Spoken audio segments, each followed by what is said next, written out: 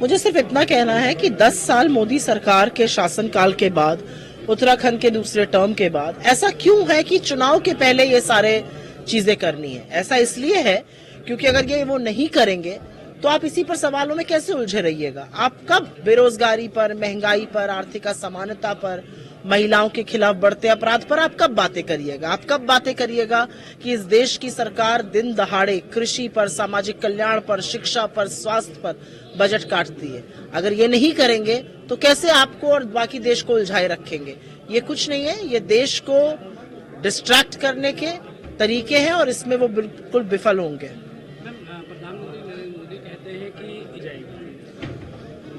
मुंगेरी लाल के हसीन सपने देखने में कोई टैक्स तो लग नहीं रहा है। ना मोदी जी पर टैक्स लगेगा ये जबानी जमा खर्च करने के लिए।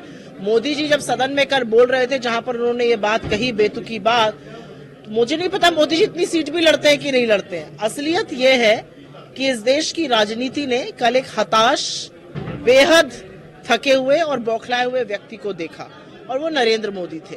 10 साल के कार्यकाल के बाद उनके पास रिपोर्ट कार्ड नहीं है जिसको वो दिखाकर चुनाव में वोट मांग सके। इधर उधर की बड़ी बड़ी बातें, आधा सच पूरा झूठ करके मोदी जी ने साबित कर दिया कि 110 मिनट के भाषण में अगर वो 78 मिनट कांग्रेस को पानी पी पी कर कोसते हैं तो वो कांग्रेस से कितना डरते हैं। और डरना चाहिए क्योंकि इस देश के लोग अन्याय सहकर थक चुके हैं 10 साल और अब वो न्याय करना चाहते हैं। प्रधानमंत्री नरेंद्र मोदी राहुल गांधी लॉन्च कर रही है, जिसके चलते कांग्रेस की दुकान बंद होने की कगार पे। स्तरहीन, मर्यादाहीन, भद्दी और बेहद घटिया वक्तव्य देने के लिए प्रधानमंत्री हमेशा से मशहूर थे। ये उन्होंने एक और उदाहरण देके दिखा दिया है कि वो किस स्तर तक गिर सकते हैं सदन में इस तरह की बात बोलकर। असलियत ये है कि जिस राहुल गांधी को वो 2 मिनट के लिए बर्दाश्त नहीं कर सकते, बिना कांग्रेस का नाम लिए खाना नहीं पचा सकते हैं मोदी जी।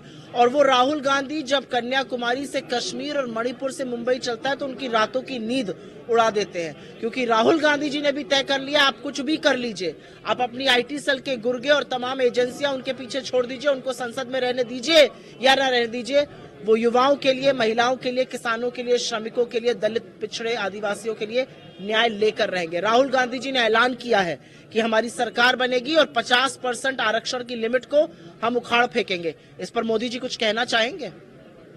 उत्तर प्रदेश की मुझे नहीं पता, आंकड़े मैंने देखे नहीं है, लेकिन मैं ये जानती हूँ कि उत्तर प्रदेश की प्राथमिकता, उत्तर प्रदेश सरकार ने अपनी प्राथमिकता शिक्षा, स्वास्थ्य, टूरिज्म ऐसी चीजें रखी होती तो उत्तर प्रदेश में भी रोजगार का सृजन होता। उत्तर प्रदेश में बुलडोजर से सरकार चल रही है और वो बुलडोजर जाति, धर्म और संप्रदाय देखकर चलता है। अन्यथा बाबा के बुलडोजर का डीजल खत्म हो जाता है। क्या बाबा का बुलडोजर BHU में पहुंचा जहां पर उन 2 लफंगे लड़कों ने एक डॉक्टर का वीडियो बनाकर उसके साथ हाथापाई करी, उसको न्यूड किया? क्या बाबा का बुलडोजर IIT BHU के अपने IT सेल के गुर्गों के पास पहुंचा? क्या बाबा का बुलडोजर मेरठ में पहुंचा जिस लड़की को जला दिया गया? उस बुलडोजर का डीजल खत्म हो जाता है व्यक्ति का नाम और उसकी संप्रदाय देखकर।